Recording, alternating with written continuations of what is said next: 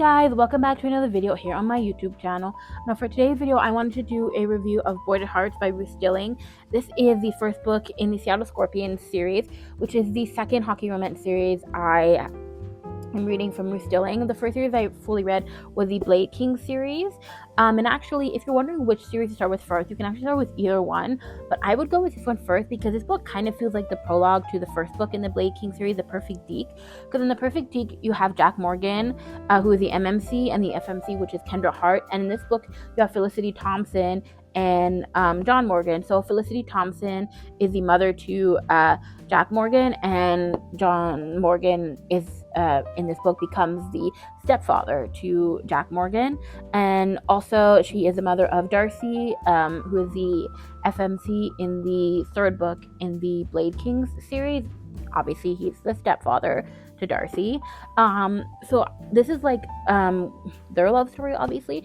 I was about like 5 chapters into this book when I think I read like the name Darcy again, and I was like, wait a second, it was clicking for me in my brain. I was like, why does the name Darcy and this author sound familiar? Because Darcy is not a super common name, although I'm pretty sure I've read like 2 to 3 books where the FMC's name is Darcy, but it's still not like super common.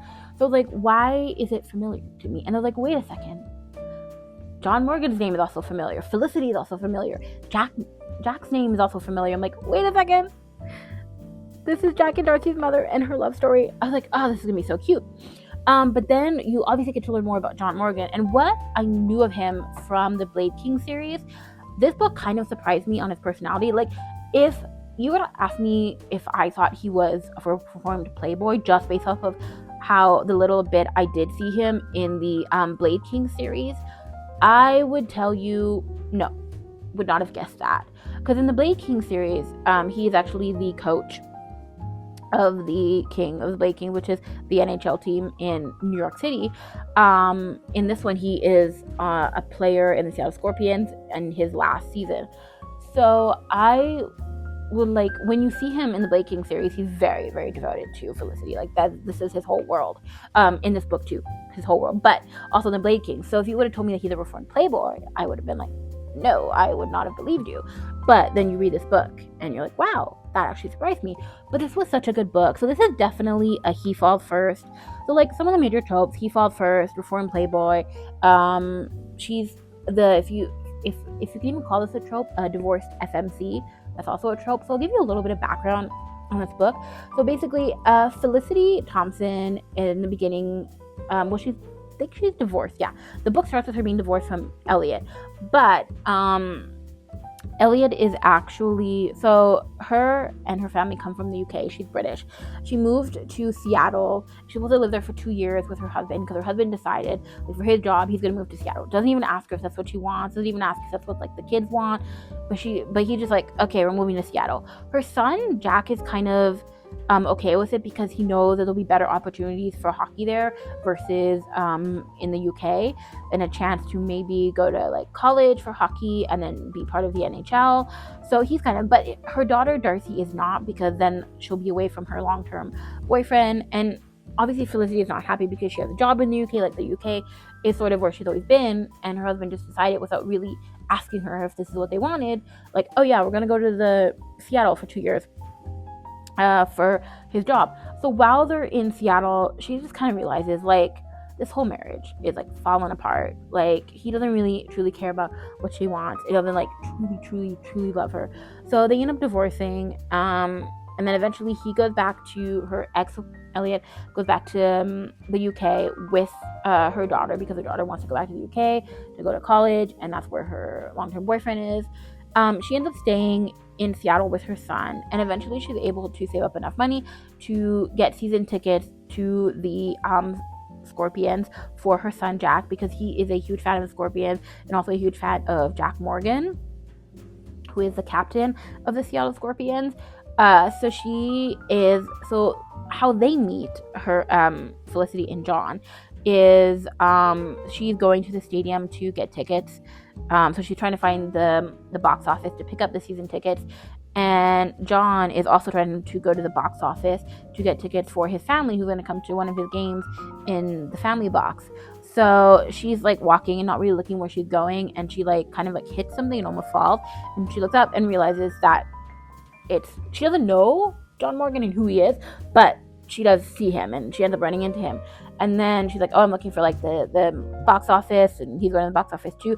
So they go there, and he's like immediately taken by her. He thinks she's like really pretty, and just like he wants to like try to, like ask her out or something.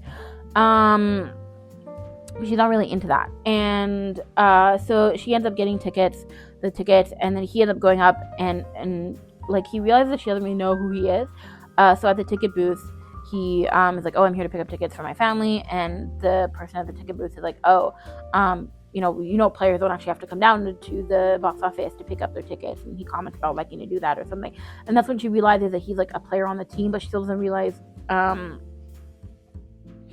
who he is all that much. But yeah, so that's kind of like how they meet. And he's just like trying to woo her, and immediately is like, this is the one. He's just like taken by her immediately. What I also love in this book is there is autism representation, because John Morgan's brother Adam is autistic, and that is referenced in the book. Not like his brother doesn't take up a huge amount of time in the book, but he is in there throughout a little bit, and it is enjoyable. And I don't feel like the author takes like the stereotypical approaches, because I think when you read Adam, I think if the author had not mentioned that Adam was autistic, like I wouldn't have assumed that. Like there's not a lot in there. Like the author doesn't make him like somebody who's incapable of like living on his own, because he does live on his own, Adam, as stated on that. But it does mention like sensory things and stuff like that, and his enjoyment of nature and the gardens and things like that. And that's sort of how he connects with Felicity. That's how John's brother, connects with Felicity. So I do like that aspect to it, and I think that's what makes it. That's something that I like that the author did, was not go the stereotypical route, but still bring in things that are common for those that have autism. So I truly enjoyed this book. I would give this one a solid, I think, like, I don't remember what I rated it on the app where I track all the books I read. I think I rated a solid like 4.5 stars, which I think would still be true. Out of the 3 books in the series I've read, I would say, this was probably my 3rd favorite. I am going to do a review on the other 2 books, so those are going to be my next videos. And then I will do the 4th video that you'll see will be the 4th book, which I'm going to start to read tonight.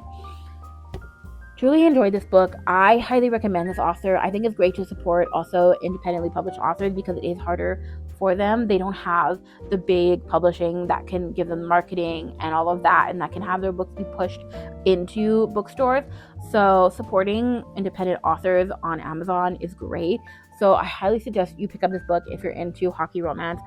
Could not recommend this series more so far. If you want to see more videos from me, you can hit the subscribe button and the notification bell so you never miss another brand new video from me. You can follow me at PlanagoAmy on Instagram, TikTok, and Threads. You can also follow my digital book club, which is Romancing the Ice, by going to @Romancing the Ice on Instagram. Until the next time, bye.